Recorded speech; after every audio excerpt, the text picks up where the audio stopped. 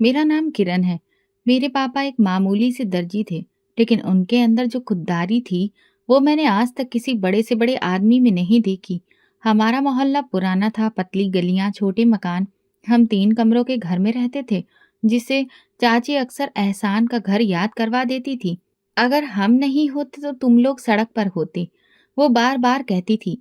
मैंने बचपन से उनकी बातों में जहर भरा देखा है, पर पापा कभी भी जवाब नहीं देते थे। उनकी खामोशी मेरे लिए हमेशा एक पहेली रही, और शायद एक जख्म भी। पापा सुबह सिलाई मशीन के पास बैठ जाते। एक छोटा सा कमरा उनकी वर्कशॉप था। वहां पर धागे की महक, कतरनों का ढेर और पापा के पसीने की खुशबू बसी हुई थी। कपड़े सिलते जाते और साथ साथ भगवान का नाम भी लेते जाते। वो हमेशा प्रार्थना करते, मेरी बेटी बहुत आगे जाए। मैं जब कोने में बैठकर किताबें पढ़ती तो पूछती, पापा, क्या हम वाकई बहुत गरीब हैं? नहीं बेटा, हम बस अमीर नहीं हैं। फर्क समझो। मैंने कोशिश की, पर समझने में साल लग गए। हमारे चाचा, पापा के छोटे भाई, गैर कानूनी तरीके से यूरोप चले गए थे। बहुत कम लोग जानते हैं कि उन्होंने वहां जाने के लिए माँ के जेवर और पापा की सिलाई मशीन बेच दी थी। पापा ने फिर से नई मशीन खरीदी, मगर किसी से कुछ नहीं कहा। वो सच हमेशा के लिए उनकी आंखों में छुप गया। कुछ सालों में चाचा ने बहुत पैसा कमा लिया। लंबी गाड़ी, ब्रांडेड कपड़े, महंगा मोबाइल, सब कुछ। उनके बच्चे बड़े स्कूलों में पढ़ते, अंग्रेजी बोलते और हर एक महीने में कहीं घूमने जाते। और हम सरकारी स्कूल के स्टूडेंट्स थे। मेरा यूनिफॉर्म अक्सर कई जगह से सिले होता। जूते माँ हर हफ्ते पॉलिश करती थी ताकि वे नए लगें। मैं अपनी उम्र से पहले समझदार हो गई थी। चाची का व्यवहार सबसे ज्यादा मुश्किल था। वो जब कभी हमारे घर आई, उनकी आंखों में घृणा होती। एक बार कहने लगी, किरण, तुम लोग भी कुछ बन जाओ ताकि हम एहसान करना छोड़ दें। हर वक्त बस भिखारी। मैंने जवाब नहीं दिया, पर मेरे दिल में कुछ सुलगने लगा। मेरे चाचा के घर में हर वक्त रौनक होती, महंगी दावतें, कीमती तोहफे और चाची का गुरूर। एक बार हम चाचा के घर गए, पापा भी साथ थे। चाची ने दरवाजे पर ही कहा, जूते बाहर उतार दो, हमारा फर्श गंदा हो जाएगा। पापा ने कुछ नहीं कहा, जूते उतारे और अंदर चले गए। वो दिन मेरे दिल में नोकदार कील की तरह ठोक दिया गया। उसी दिन मैंने खुद से वादा किया था, एक दिन मैं ऐसा मुकाम हासिल करूंगी जहां ये लोग मेरे दरवाजे पर जूते उतारेंगे। मैं रातों को जाग कर पढ़ती, दिए की लौ कम पड़ती तो मैं खुद को रोशनी बना लेती। माँ सोते वक्त अक्सर मेरे सिर पर हाथ फेरती और कहती, भगवान तुम्हें कामयाब करे ताकि तुम्हारे पापा सर उठाकर जी सकें। यह आशीर्वाद मेरे लिए एक लक्ष्य बन गया। कई बार दिल हारने को आया, लेकिन पापा की खामोश कुर्बानियां मुझे थाम लेती थीं। चाचा का दिखावा, चाची की बेइज्जती, स्कूल के दोस्तों का मजाक, सब कुछ झेल गई, पर सपने नहीं छोड़े।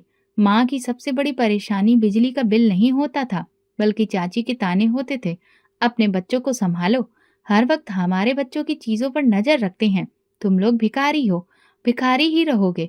चाची ने एक दिन पापा के सामने कहा, जब मैं और मेरी छोटी बहन उनके बच्चों के साथ बैठकर टीवी देख रहे थे। पापा ने सर झुका लिया। मैंने तुरंत बहन का हाथ पकड़ा और वहां से उठ गई। मैं समझ गई थी कि ये हमारे लिए जगह नहीं, न दिल में, न घर में। पापा हर त्योहार पर चाची के घर कुछ न कुछ देकर आते, कभी फल, कभी सिले हुए कपड़े। मैंने एक बार पूछा, पापा, जब वो लोग हमें बेइज्जत करते हैं तो फिर आप वहां क्यों जाते हैं? पापा ने कहा, रिश्ते पैसे से नहीं, फर्ज से निभाए जाते हैं। फर्ज, ये शब्द मेरे लिए उस उम्र में बहुत बड़ा था, लेकिन इसका मतलब मैं हर दिन सीख रही थी।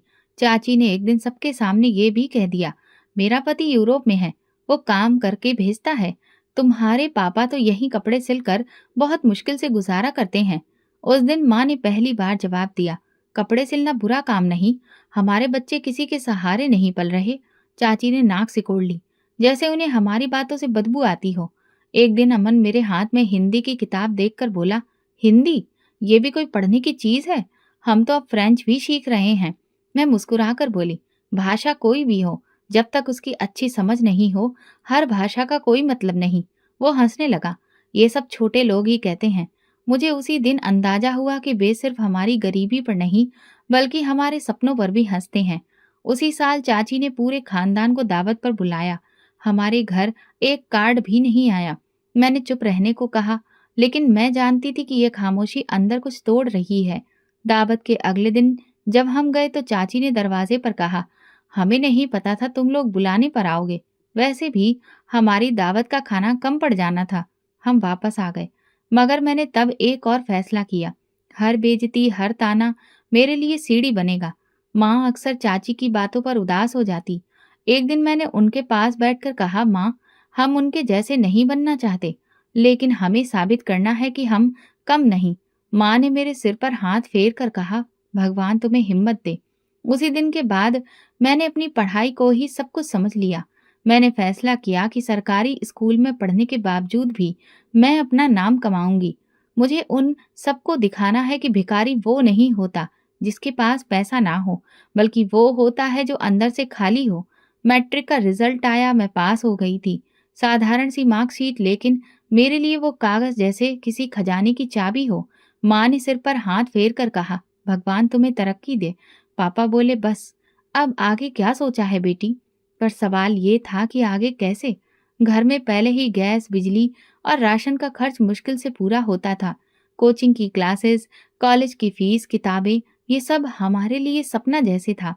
पापा की नजरें मेरी फाइलों पर ठहरती तो एक बोझ सा नजर आता। मैंने ये बोझ हल्का करने का फैसला किया। पापा, मैं खुद ही तैयारी करूंगी, आप फिक्र मत करिए। पापा ने मेरी आंखों में देखा, जैसे परख रहे हो कि क्या मैं वाकई में कर सकूंगी। फिर धीरे से बोले, जो भी करो पूरे दिल से करना। मैंने घर के कोने वाले कमरे को अपनी पढ़ाई की जगह बना लिया। वही पुराना सा पंखा, एक लकड़ी की मेज और एक टूटा सा स्टूल। मैंने एक रजिस्टर पर बड़े शब्दों में लिखा, सपने अधूरे नहीं छोड़े जाते। पापा के दोस्त की बेटी नैना, जो एसएससी कर रही थी, कभी कभार पढ़ने आ जाती। उसके पास कुछ पुरानी किताबें थी जो उसने मुझे दे दी। हम मिलकर डिस्कशन करते, सवाल बनाते और एक दूसरे से पूछते।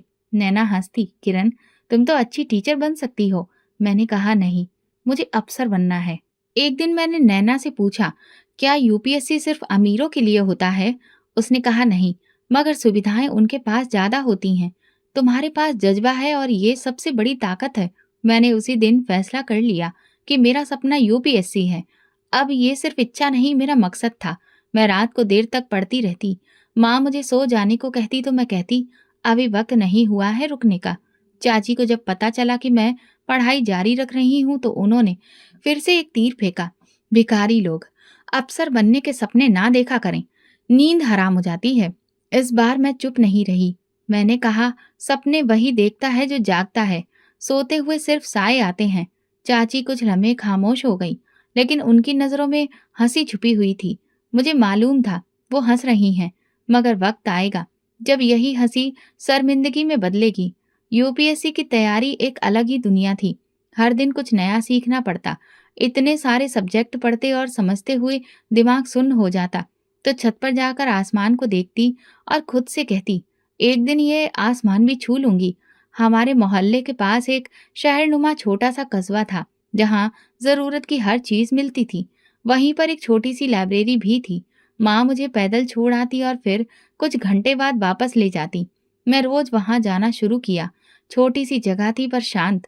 वहां एक बार एक साहब ने मुझे देखा और पूछा, बेटी, रोज आती हो, क्या कर रही हो? मैंने कहा, यूपीएससी की तैयारी। वो बोले, हिम्मत है तुम में। मैं रिटायर्ड प्रोफेसर हूँ, अगर कभी कुछ समझ में ना आए तो पूछ लेना। ये छोटे छोटे लोग मेरे सफर के बड़े मददगार बन गए।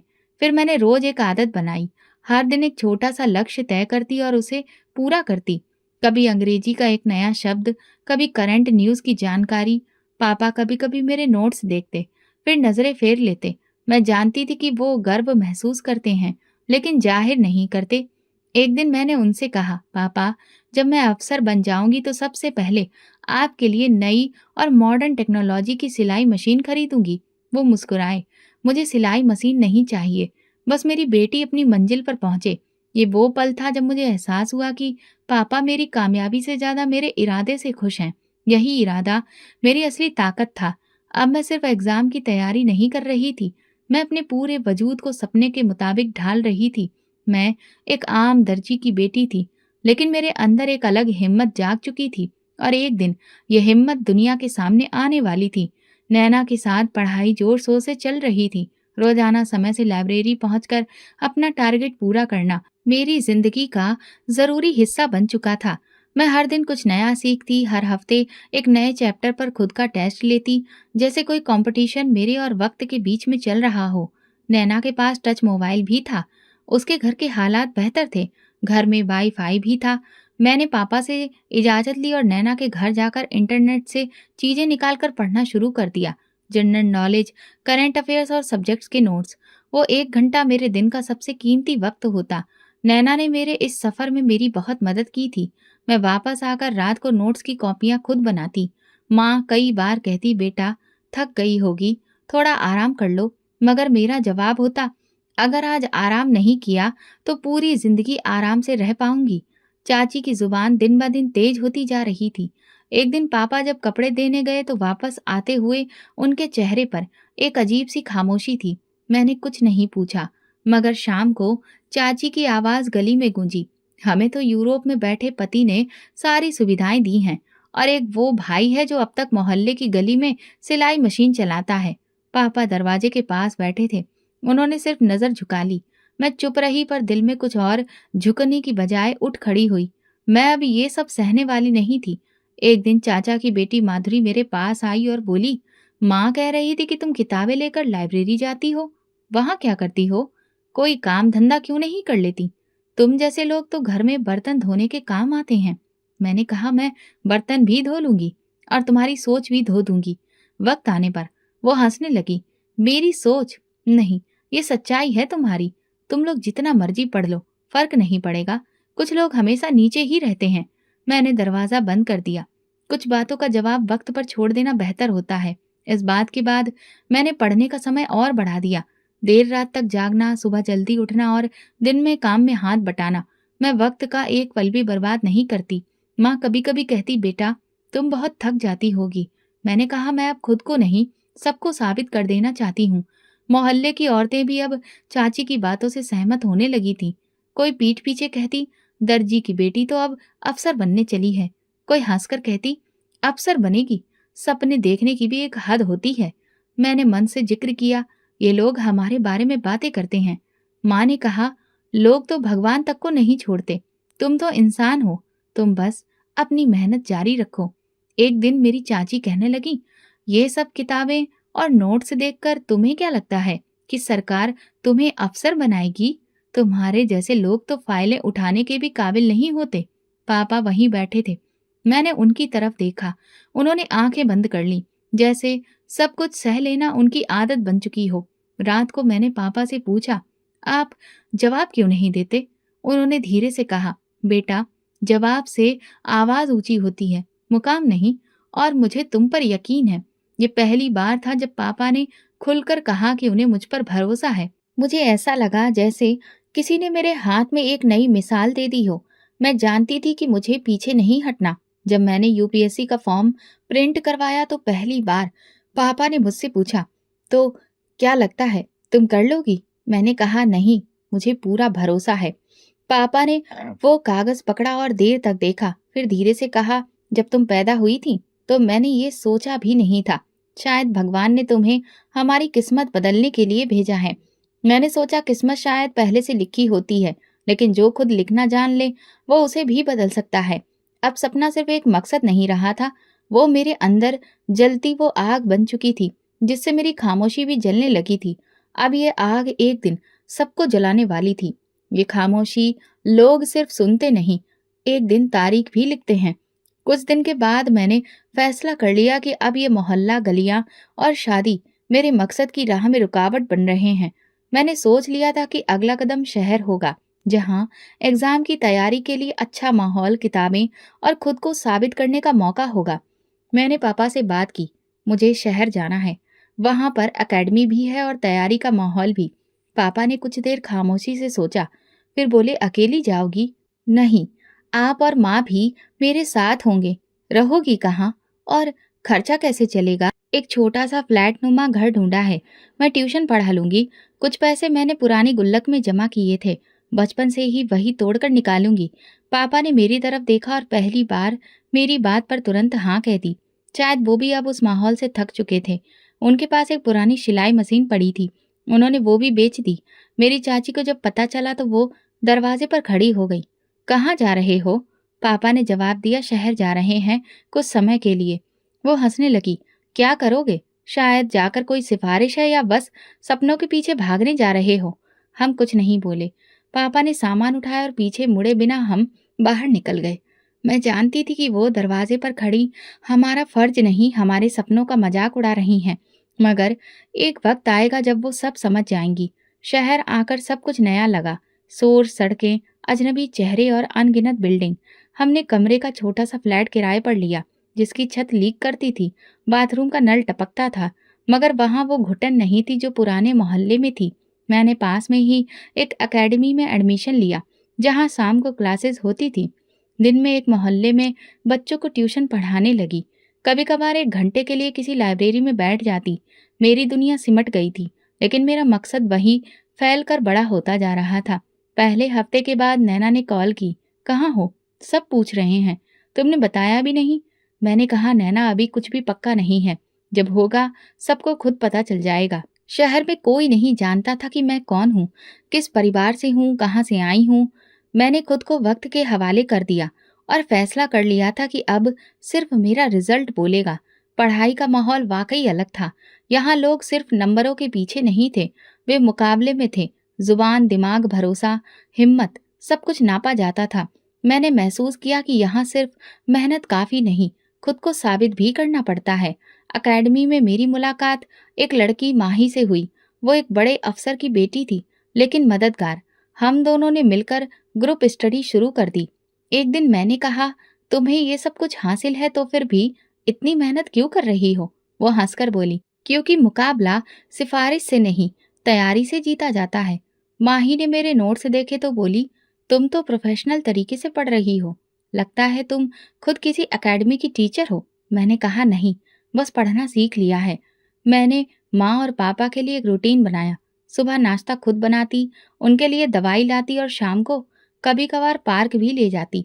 माँ अक्सर कहती, शहर तुम्हें बदल तो नहीं देगा? मैं कहती, नहीं माँ, ये शहर मुझे वो बना रहा है जो मैं बचपन से बनना चाहती थी। एक दिन पापा बाहर बैठे थे, अपनी सिलाई मशीन ठीक कर रहे थे। मैंने पूछा, पापा, यहाँ किसके लिए कपड़े सिल रहे हैं? उन्होंने कहा, मोहल्ले की एक आंटी ने कहा है कि उनके घर में शादी है और सिलाई वाला वक्त पर काम नहीं कर रहा, सोचा कुछ हाथ में आ जाएगा। मैं मुस्कुराकर कहा, बस अब थोड़ा और वक्त है, फिर आप सिर्फ सिलाई नहीं, फक्र का काम करेंगे। मेरे कमरे की दीवार पर एक बड़ा सा नक्शा चिपका था, इंडिया का। मैं हर राज्य को अलग से मार्क करती, वहाँ की पॉलिटिक्स, इकोनॉमी, सब कुछ जानने की कोशिश करती। कभी कभार माँ कहती, इतनी किताबें, इतनी बातें, सब तुम्हारे दिमाग में कैसे आ जाती हैं? मैं कहती, मेरे अंदर बहुत जगह है माँ, बस कामयाबी आने की देर है। मोहल्ले वालों में किसी को भी नहीं पता था कि हम कहाँ गए। वो जो हर वक्त कुछ ना कुछ पूछते थे, अब सिर्फ खामोशी से तरह तरह के कयास लगाते। नैना ने एक बार कॉल करके कहा, तुम्हारी चाची ने सबको बताया कि तुम्हारे पापा ने कर्ज की वजह से ये मोहल्ला छोड़ा और शहर चले गए। मैंने कहा, सही कहा उन्होंने, बस कर्ज पैसों का नहीं, इज्जत का है, और मैं वो उतारने गई हूँ। अब मेरा दिन पढ़ाई, ट्यूशन और खुद को बेहतर बनाने में गुजरता। अपने माँ और पापा की आंखों में मैं वो सुकून देखती जो बरसों से गया था। शहर में रहते हुए 6 महीने हो चुके थे। तैयारी की रफ्तार बेहतर हो रही थी और पापा और माँ भी नए माहौल से कुछ हद तक कंफर्टेबल हो चुके थे। मोहल्ले में 2-3 औरतों ने पापा को मामूली काम देना शुरू किया था और मेरी ट्यूशन से घर का खर्च निकलने लगा। सुकून था, मगर एक दिन ऐसा आया कि सारा सुकून जैसे किसी आवाज के बिना बिखर गया। उसी दिन सुबह मैं नोट्स पूरे कर रही थी जब पापा को एक फोन आया। नंबर देखकर उनकी आंखों में हल्की सी हैरत दिखी। ये मुकेश का नंबर है। सालों बाद मेरे भाई को याद आया है। मुकेश यानी मेरे चाचा। फोन पर 2 मिनट की बात हुई, बस सिर हिलाना और अच्छा, बधाई हो जैसी बातें। फोन रखकर पापा चुप हो गए। मैंने कहा, क्या हुआ? उन्होंने कहा, अमन असिस्टेंट कमिश्नर बन गया है, इसी खुशी में आज दावत है, पूरे खानदान को बुलाया है। मैंने तुरंत पूछा, और हमें? पापा ने नजरें चुराते हुए कहा, नहीं, हमें नहीं बुलाया, शायद हम परिवार की गिनती में नहीं आते। कमरे में खामोशी छा गई। लेकिन उस दिन कुछ बदला था। पापा के चेहरे पर वो हमेशा वाली संजीदगी नहीं थी, खालीपन था, जैसे कोई दरवाजा बंद हुआ हो। शाम को जब माँ खाने के लिए बुलाने आई तो पापा आंगन में खामोश बैठे आसमान देख रहे थे। मैंने आवाज दी, खाना ठंडा हो रहा है। उन्होंने धीरे से कहा, अमन को बचपन में मैं पढ़ने के लिए पहला बैग दिलाया था। मुकेश तो तब देश से बाहर जाने की तैयारी में लगा था। माधुरी के दाखिले के वक्त भी पैसे कम पड़े थे, तब भी मैंने अपने सारे खर्चे छोड़कर उनका काम पहले पूरा किया। शायद मुझे उनसे कोई उम्मीद नहीं रखनी चाहिए थी। मैंने उनके पास बैठकर कहा, पापा, आपने जो किया वो आपका फर्ज का हिस्सा था। उनके नीचे जमीन की कीमत आप क्यों अदा कर रहे हैं? उन्होंने धीरे से कहा, बेटी, रिश्ते निभाते रहो, चाहे दूसरा पहचाने या ना पहचाने। बस कभी कभी दिल तक थक जाता है। अगले दिन दावत की तस्वीरें सोशल मीडिया पर आने लगी। अमन सूट में गले में फूलों का हार डाले, बैकग्राउंड में बड़े से बैनर पर वेलकम असिस्टेंट कमिश्नर अमन सर लिखा था। परिवार के सब लोग थे, मेरे ताऊ, फूफा, सारे कजिन्स, जिन्हें सालों से मैंने कभी किसी प्रोग्राम में भी नहीं देखा था। बस वहां हम नहीं थे। नैना ने मैसेज किया, तुम्हें नहीं बुलाया, सब बात कर रहे थे तुम्हारे बारे में। मैंने जवाब नहीं दिया। हम सिर्फ कामयाबी की दावत में नहीं आते, हम वक्त आने पर अपनी कहानी लेकर आते हैं। उस रात मैं देर तक जागती रही। बर्तन धोते वक्त माँ बार बार हाथ रगड़ती जा रही थी, जैसे कुछ मिटाने की कोशिश कर रही हो। मैं पास जाकर बोली, क्या हुआ माँ? कुछ नहीं, बस सोच रही हूँ, अगर हम होते तो क्या बिगाड़ लेते।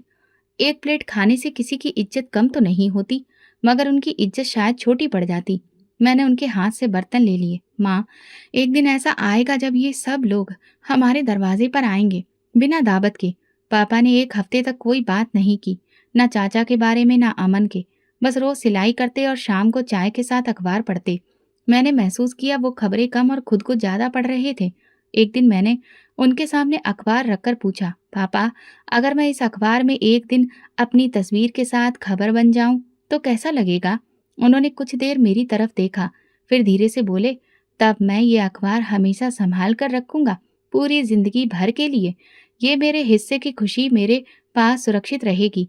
मैं जानती थी अब ये मेरे एग्जाम का वक्त है, सिर्फ यूपीएससी का नहीं, बल्कि हर उस जख्म को मरहम बनाने का भी जो अमन की कामयाबी और हमारी बेइज्जती ने दिया था। एक हफ्ते बाद मैं अकेडमी से वापस आ रही थी। रास्ते में मुझे अमन और मेरी चाची की आवाज सुनाई दी। वो मार्केट में खड़े किसी से बात कर रहे थे। हमारे परिवार में कोई भी मुकाबला नहीं कर सकता अब तो। सब लोगों को गांव में समझ जाना चाहिए कि हम कहाँ पर खड़े हैं। मेरे कदम रुक गए। मैंने खुद को संभाला और आगे बढ़ गई। उनकी बातें उनके इरादे को साफ बता रही थी। मैंने दिल में सोचा, मुकाबला यही है, वक्त और गुरूर के बीच में। दावत के कई दिन गुजर चुके थे, लेकिन घर में खामोशी थी। पापा उदास थे, वो पहले जैसे नहीं रहे। काम करते करते अक्सर रुक जाते, जैसे कुछ याद आ रहा हो। अखबार पढ़ते वक्त कभी पन्ने पलटना भूल जाते। माँ ने एक दिन मुझे पुकारा, पापा कुछ बदले बदले लगते हैं, पहले जैसे बात भी नहीं करते। मैंने कहा, मैं जानती हूँ माँ, वो दावत वाला जख्म हल्का नहीं हुआ। मैंने तय कर लिया, अगर दोबारा किसी प्रोग्राम में हमारा नाम नहीं आया तो इस बार हम खुद जाएंगे। इस बार मैं तमाशा नहीं बनूंगी। मैं अपने कमरे में आकर किताबें समेटने लगी। सब कुछ बदल गया था। वही नोट्स, वही कलम। अब उनकी अहमियत बदल चुकी थी। अब ये पढ़ाई कामयाबी का रास्ता नहीं, बदले का जरिया बन चुकी थी। बदला किसी इंसान से नहीं, बल्कि उस सोच से जो सालों से हमारी इज्जत को रौंदती जा रही है। मेरी लगन अब और बढ़ रही थी। अगले दिन मैं पापा के पास गई और कहा, मैं अपनी तैयारी में कोई ढील नहीं दूंगी, लेकिन आपको भी वादा करना होगा कि आप हार नहीं मानेंगे। उन्होंने मेरी तरफ देखा और बोले, मैं बस थक गया हूँ, हारा नहीं हूँ। ठीक है पापा, तो अब मेरी बारी, आप आराम करें और मुझे आगे बढ़ने दें। उसी दिन मैंने अपना रूटीन बदला। सिलेबस को हटाकर जमीन में गहराई लानी शुरू की। रोज नई खबरें पढ़ने का वक्त तय किया। मेरा ध्यान अब कामयाबी के नंबर नहीं, बल्कि उस मुकाम के सम्मान पर था। माँ ही, जो अकेडमी में मेरा साथ देती थी, एक दिन बोली, तुम्हारे चेहरे पर कुछ बदल गया है, तुम पहले से ज्यादा गंभीर हो गई हो। मैंने कहा, पढ़ाई अब मेरे लिए जाती हो गई है। वक्त ऐसे ही गुजरता गया। फिर मेरे यूपीएससी के पेपर्स का वक्त आया। मैंने हर पेपर की तैयारी दिन रात मेहनत से की। मेरे पास वापसी का अब कोई रास्ता ही नहीं था और ना ही गुंजाइश। मैं पापा की परेशानी और माँ की झुर्रियों से भरे हाथों का भ्रम नहीं तोड़ना चाहती थी। मैं उन्हें उस महफिल में वो मुकाम दिलाना चाहती थी जिसके वो हकदार थे। सारे पेपर्स एक-एक करके खत्म हुए। माँ रोज मुझे दुआ देती। एग्जाम पूरा हुआ। अब रिजल्ट का इंतजार था। मैं जानती थी मेरी कामयाबी का इंतजार सिर्फ माँ-बाप को था और ऐसा ही हुआ। रिजल्ट आया। मेरी आंखें भगवान को शुक्रिया कहती आंसुओं से भर गईं। मैं पूरे देश भर में 10वीं पोजीशन लाकर कामयाबी हासिल कर पाई थी। मेरी सारी मेहनत और माँ पापा की दुआओं का सिला मिल चुका था। मैं घर आई, उन्हें बताया, वो खुशी से उछल पड़े, मुझे गले लगाया, प्यार दिया, आशीर्वाद दिया। यही मेरी जिंदगी का सबसे कीमती एहसास था। मगर अभी बहुत कुछ बाकी था। इंटरव्यू बाकी था। कुछ हफ्ते बाद इंटरव्यू हुआ। पैनल ने मुझसे सवाल किया, क्या पहले कहीं काम कर चुकी हैं? नहीं, लेकिन मैंने काम करने से पहले खुद को काम के काबिल बनाया है। ये पहला पल था जब मैं खुद को बहुत मजबूत महसूस कर रही थी। मुझे सिलेक्ट कर लिया गया। मेरी जिंदगी का सबसे बड़ा नुकसान अब पूरा हो चुका था। घर पहुंची तो पापा आंगन में बैठे सिलाई मशीन में धागा डालने की कोशिश कर रहे थे। नजर की कमजोरी की वजह से वो बार बार नाकाम हो रहे थे। मैं उनके पास जाकर बैठी, उनका हाथ पकड़कर कहा, पापा अब आपको इन कमजोर हाथों से कुछ करने की जरूरत नहीं है। उन्होंने सवालिया नजरों से मेरी तरफ देखा। मेरी आंखों में आंसू थे। मैंने बस इतना कहा, पापा आपकी बेटी ने वो मुकाम हासिल कर लिया है जिसका इंतजार बरसों से हम सबको था। वो खुशी से उठ बैठे और मुझे गले लगा लिया। न जाने वो कैसा लम्हा था। हम बाप बेटी फूट फूट कर रोए। माँ किचन के दरवाजे पर खड़ी पल्लू से अपने आंसू साफ कर रही थी। आज पहली बार पापा ने दिल खोलकर अपने जज्बात जाहिर किए। रात को मैं अपने कमरे में दीवार पर एक नया कागज चिपकाई और उस पर सिर्फ एक बात लिखी, जो लोग तुम्हें नीचा समझे उनके सामने अपना सर उठाकर जियो। मेरी जिंदगी की सबसे बड़ी कामयाबी थी, या फिर यूं कह लो मेरी जिंदगी का मकसद, जो आज पूरा हुआ। मगर पूरा परिवार इस खबर से बेखबर था, क्योंकि उन्हें ना तो मुझसे कोई उम्मीद थी और ना ही हमसे कोई मतलब। अमन की कामयाबी के बाद परिवार में जैसे एक नया जमाना शुरू हो गया था। बहुत सारे प्रोग्राम, तस्वीरें, तरह तरह की बातें, सोशल मीडिया पर वाहवाही का तूफान। अब हर बात का केंद्र अमन था। हर बुजुर्ग, हर कजन, हर रिश्तेदार उसकी तरक्की को अपनी इज्जत समझ रहा था। लेकिन जिन्हें जीना था वो हम नहीं थे। इस बार शहर का एक बहुत बड़ा इवेंट था, जिसमें अमन को खास गेस्ट के तौर पर बुलाया गया। सरकार के कुछ अफसर, सियासत के लोग सब वहां मौजूद थे। परिवार के लोगों ने फिर एक प्रोग्राम रखा जिसमें वही लोग मौजूद थे और हम नहीं। मैंने पापा से कहा, अब हम वहां जाएंगे और इस बार सिर्फ तमाशा ही नहीं होगा। पापा ने कुछ कहने की कोशिश की, लेकिन मेरी आंखों में कुछ ऐसा था कि वो चुप हो गए। अब मुझे रोकने वाला कोई नहीं था। वक्त बदल चुका था। हम शाम को प्रोग्राम की जगह पर पहुंचे। एक बहुत बड़ा हॉल था। दरवाजे पर भीड़ थी। सिक्योरिटी भी सख्त थी। हम जैसे ही दरवाजे के पास पहुंचे, गार्ड ने हाथ उठाकर रोका। आपके पास इनविटेशन कार्ड है? मैंने पर्स से कार्ड निकाल कर दिया। गार्ड ने उसे देखा, फिर तुरंत सीधा होकर सैल्यूट किया। वेलकम मैडम, हमें आपका इंतजार था। पापा ने हैरत और खुशी से भरे मिले जुले जज्बातों से मेरी तरफ देखा। मैंने उनका हाथ थामा और कहा, चलिए पापा। हम अंदर गए और निगाहों की भीड़ हमारी तरफ मुड़ गई। कुछ लोगों ने पहचान लिया, कुछ ने अंदाजा लगाया, मगर जिन्होंने पहचाना उनके चेहरों पर हैरानी छुपी नहीं रह सकी। अमन स्टेज के पास में खड़ा था। मेरी चाची उसके आसपास मेजबानों को तरह तरह की हिदायतें दे रही थी। जैसे ही हमारी नजर उन पर पड़ी, उनकी पेशानी पर बल पड़ गए। उन्होंने तुरंत 2 गार्ड्स को इशारा किया, तुम दोनों इनको यहाँ से बाहर निकालो। गार्ड हमारी तरफ बढ़े। मैं चुपचाप खड़ी रही। पापा ने कदम पीछे हटाया, मगर मैं अपनी जगह जमी रही। जैसे ही गार्ड पास आया, उनमें से एक ने मुझे पहचान लिया। वो रुक गया, नजर झुकी और तेज आवाज में कहा, मैडम आप यहाँ? हमें तो जानकारी नहीं दी गई थी कि आप यहाँ पर आएंगी। दूसरे गार्ड ने भी तुरंत सैल्यूट किया। हमें आपका स्वागत करने के लिए कहा गया था मैडम। Deputy commissioner. अमन के चेहरे का रंग उड़ गया। मेरी चाची का मुंह खुला का खुला रह गया। पूरा हॉल जैसे सांस लेना भूल गया। जो लम्हा उनके लिए मामूली समझा गया था, वो हमारे लिए पहचान का धमाका बन चुका था। ये क्या बकवास है? सिक्योरिटी ऑफिसर ने गंभीर लहजे में कहा, सर ये कमिश्नर मैडम है। हमें उनकी सुरक्षा के इंस्ट्रक्शंस मिले हैं। खानदान के बुजुर्गों ने नजरें नीचे कर ली। दूसरी तरफ कजन्स की निगाहें बार बार मुझ पर और फिर अमन पर जा रही थी। एक कजन ने हल्के से कहा, ये वही किरण है ना? अमन ने आगे बढ़कर मेरी तरफ देखा। तुमने तो बताया ही नहीं कि तुम। मैंने पहली बार मुस्कुराकर कहा। कभी मौका ही नहीं मिला। मेरी चाची ने तुरंत ताना कसा। ये सब झूठ है। एक दर्जी की बेटी कमिश्नर कैसे बन सकती है? मैंने उनकी तरफ देखा। आपको शायद यकीन ना हो, लेकिन सरकार को काबिलियत पर यकीन होता है, ना कि खानदान वालों की सोच पर। पापा की आंखों में नमी थी, मगर इस बार वो फक्र से उठी हुई थी। वो बार बार मेरी तरफ देख रहे थे, जैसे यकीन करने की कोशिश कर रहे हो कि ये उनकी ही बेटी है। एक उम्र के जख्म एक लम्हे की पहचान में भर गए थे। अमन ने हाथ जोड़ने की कोशिश की। अगर ये सब सच है तो तुमने पहले क्यों नहीं बताया? मैंने कहा, क्योंकि जब पहचान खुद बोलती है तो फिर उसके इंट्रोडक्शन की जरूरत नहीं रहती। पूरे हॉल में अब बातें हो रही थी। कोई कह रहा था, ऐसी तो कभी नजर ही नहीं आती थी, और अब कमिश्नर। कोई हैरत में था। यही वो रमेश है ना, जिन्हें दावत में कभी बुलाया नहीं गया? मेरी चाची पापा की तरफ देखकर कहने लगी, भैया, हमसे गलती हो गई। हम नहीं जानते थे कि आपकी बेटी। पापा ने उनकी बात काट दी। आपने कभी जानने की कोशिश ही नहीं की। मुझे अंदाजा हो चुका था। अब ये खेल सिर्फ खानदान के बड़े बड़े प्रोग्राम का नहीं रहा था। अब ये एक सामाजिक मंजर बन चुका था। ये वो मुकाम था जहां मेरे सपनों की मेहनत ने मुझे खड़ा किया था, और जहां मेरी चाची के तानों का वजन खुद उनके कंधों पर आ चुका था। मैंने पापा का हाथ पकड़ा। हम यहाँ से जा सकते हैं। हम जो लेने आए थे वो हम हासिल कर चुके हैं। पापा ने धीरे से कहा, तुमने मुझे वो इज्जत दी है जो सारी उम्र मैं खुद को नहीं दे सका। ये लम्हा मेरे लिए वो निशान बन गया था जो किसी ने भी मुझे नहीं दिया, बल्कि मेरे इरादे ने खुद तलाशा था। लेकिन अभी हम वापस करने ही लगे थे कि हॉल के कोने में खड़े सिक्योरिटी ऑफिसर ने तेजी आवाज में माइक पर ऐलान किया, मेहमानों की जानकारी के लिए मैं बताना चाहता हूँ कि मैडम किरण शर्मा, जो आज के प्रोग्राम में शामिल हैं, वो हमारी कमिश्नर मैडम हैं। कुछ लम्हों के लिए पूरा हॉल जैसे जम गया।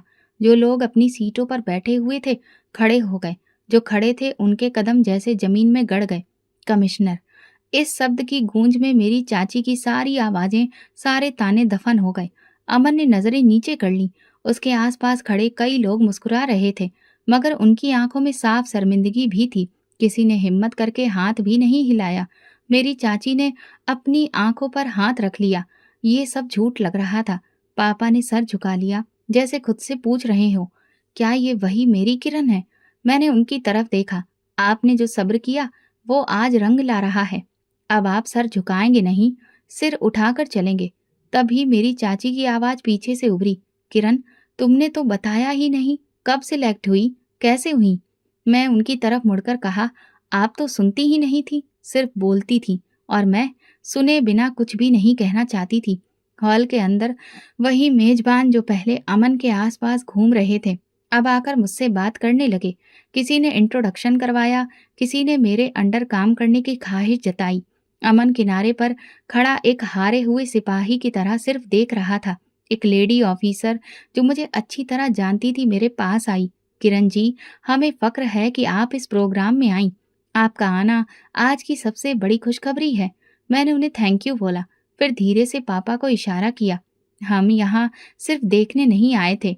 अब उन्हें हमें याद रखना चाहिए। हम स्टेज की तरफ बढ़े। हॉल के आखिरी कोने तक नजर गई। वो सब जो हमें छोटा समझते थे, अब हमें पहचानने पर मजबूर थे। इस प्रोग्राम के मेजबान ने मुझे स्टेज पर बुलाया। मैंने माइक पकड़ा और एक बार फिर खुद को किस्मत का नहीं, मेहनत का नतीजा बताया। कामयाबी आपकी हैसियत नहीं देखती, न जात पात न रुतबा, सिर्फ मेहनत, नियत और किरदार देखती है। जो लोग दूसरों की हैसियत तय करते हैं, वो अक्सर अपने गिरेबान में झांकना भूल जाते हैं। आज के इस प्रोग्राम में शामिल होने का मकसद सिर्फ बधाई देना नहीं, बल्कि एक संदेश देना भी था। इज्जत देने से इज्जत कम नहीं होती, बढ़ जाती है। तालियां बजी, मगर मेरी चाची के चेहरे पर वही हार थी जो बरसों की जातियों का हिसाब मांग रही थी। अमन मेरे पास आया। किरण, मुझे नहीं पता था कि तुम यहाँ तक पहुँच चुकी हो। मैंने उसकी तरफ देखा, क्योंकि तुमने कभी हमें देखने की कोशिश ही नहीं की। मैं शर्मिंदा हूँ, वो धीरे से बोला। मैंने जवाब दिया, शर्मिंदगी से कुछ भी वापस नहीं आता, लेकिन अगर तुम सच में बदले हो तो दोबारा अपने पद का इस्तेमाल इज्जत देने के लिए करो, उछलने के लिए नहीं। पापा की आंखों में सुकून था, जैसे बरसों का बोझ धीरे धीरे उतर रहा हो। उनके चेहरे पर रोशनी थी, जैसे वो खुद को पहली बार किसी बड़े मुकाम पर देख रहे हों। मेरी चाची पास आई, बेटी, अगर तुम्हें बुरा न लगे तो हम तुमसे माफी मांगते हैं। हम नहीं जानते थे कि वक्त इतना बदल सकता है। वक्त नहीं बदला है, वक्त ने आपको बस आईना दिखा दिया है। हम तो वही हैं, बस आपने हमें देर से पहचाना।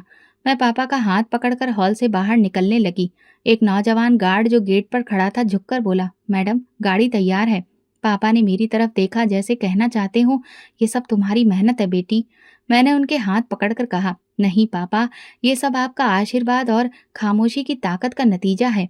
हम हॉल से बाहर आ चुके थे, लेकिन पीछे बहुत कुछ रह गया था। पुराने ताने, वो नफरत, पुराने जख्म, और जो साथ में आया था वो था गर्व, इज्जत और एक नई पहचान। अब ये पहचान किसी नाम की मोहताज नहीं थी। ये मुकाम खुद बोल रहा था, और इस मुकाम को पाने की जंग बहुत बड़ी थी। मगर ये तो भगवान खुद कहते हैं कि हर ऊंचाई अपने साथ पहले मुश्किलें और बाद में आसानी लाती है। और अब हमारा वो सफर शुरू हो चुका था। प्रोग्राम खत्म हुआ, लेकिन उसका असर अभी तक बाकी था। वापसी में मैंने पापा की तरफ देखा। कुछ कहना चाहते थे। उन्होंने धीरे से मुस्कुराकर कहा, ये लम्हा मेरी उम्र के सब दुखों को खत्म कर रहा है। अगली सुबह ऑफिस पहुंची तो मेरी मेज पर अमन की फाइल रखी थी। एक अंदरूनी इंक्वायरी में उसके व्यवहार और कुछ शिकायतों पर कार्रवाई शुरू की गई थी, जो काफी दिनों से उसके बारे में आ रही थी। मैंने फाइल खोली, एक नज़र में पूरा रिकॉर्ड पढ़ा और सारा दिन इसी पर काम किया।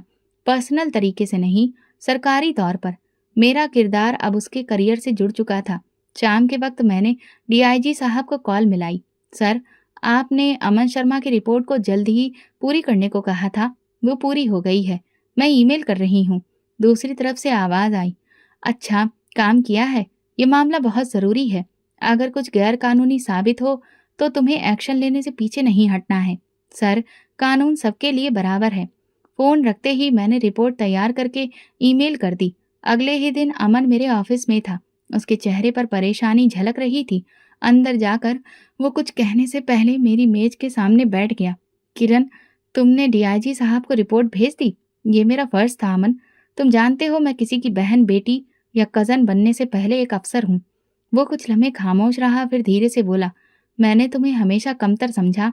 आज पता चला कि ताकत क्या होती है और उसकी कीमत क्या है।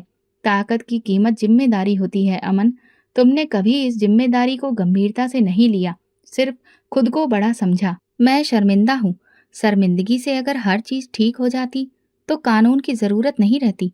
उसकी आंखें भर आईं। वो उठा और मेरे कदमों में बैठ गया।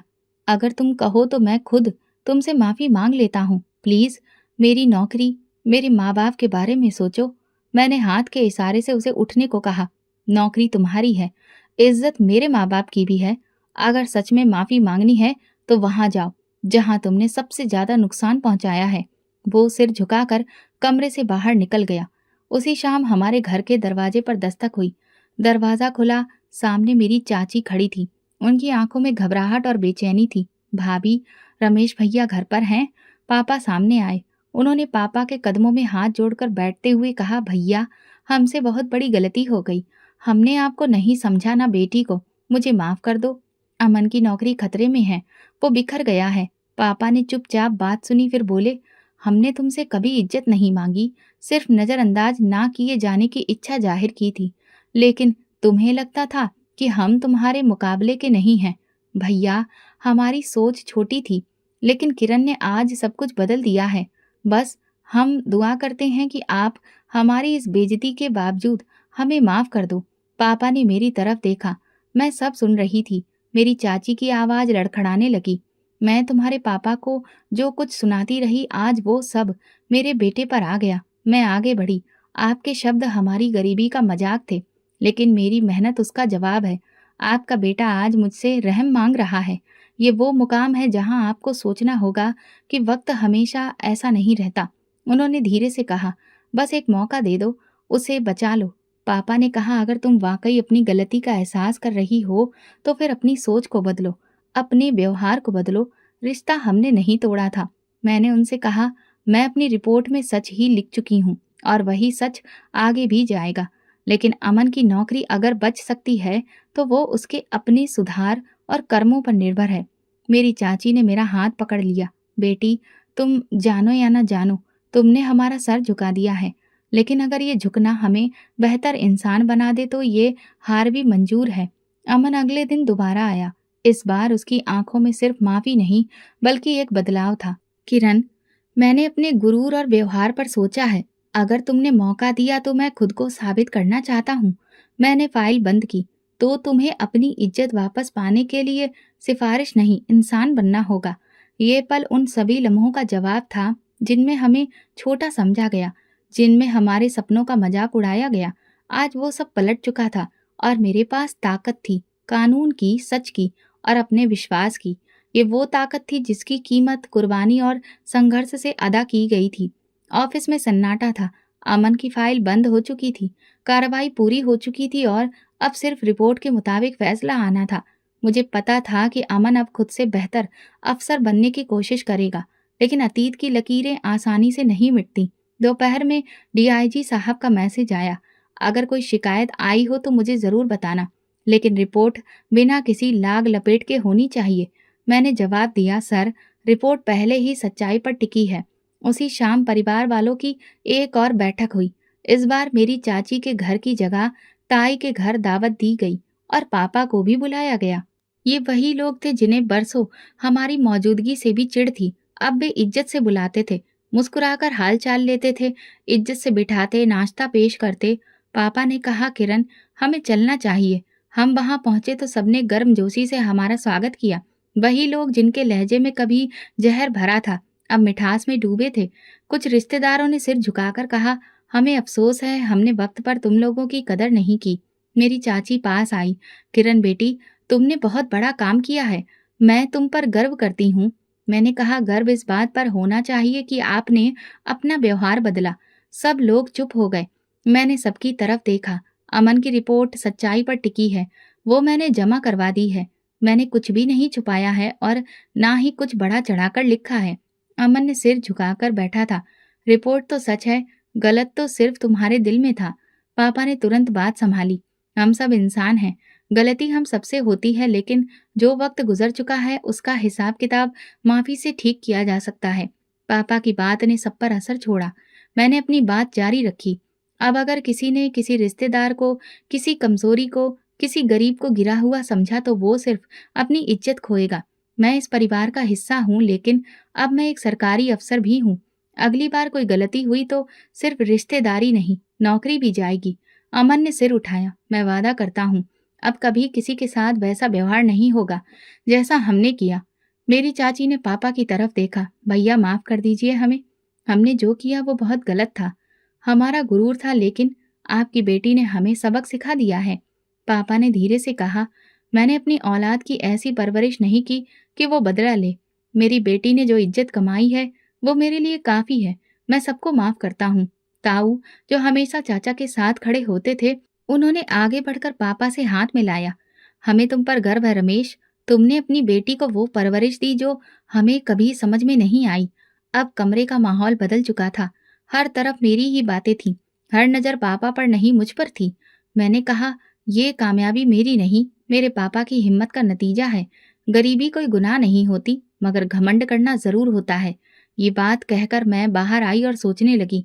अब वो दर्जी जो बरसों तक दरवाजे पर खड़े खड़े सुनता रहा, इज्जत से सर उठाकर अंदर आया था, और मैं अब सिर्फ किसी की बेटी नहीं, अपनी पहचान की मालकिन बन चुकी थी। अब हर दावत में हमारा नाम पहले दर्जे पर होता, हर प्रोग्राम में हमें खास इज्जत दी जाती। लेकिन मेरे अंदर वही जज्बा कायम रहा। अगर कभी मेरे किसी फैसले से किसी गरीब का सिर झुका तो मेरा कुर्सी पर बैठना बेकार है। उस दिन के बाद पापा जब भी अपनी पुरानी सिलाई मशीन को देखते, कहते, ये मशीन तो पुरानी हो गई, लेकिन इस पर बैठने वाले की बेटी अब इस देश की उम्मीद है। और मैं उनसे कहती, नहीं पापा, यही तो मेरे इरादों को मजबूत करने वाली पहली ईंट थी। तो दोस्तों, अगर आपको हमारी कहानी पसंद आई हो तो कमेंट करके ज़रूर बताएं। वीडियो को लाइक करें और ज़्यादा से ज़्यादा शेयर करें। अगर आप चैनल पर नए हैं तो सब्सक्राइब जरूर करें और नोटिफिकेशन बेल दबाएं ताकि अगली अपडेट सबसे पहले आपको मिले। धन्यवाद।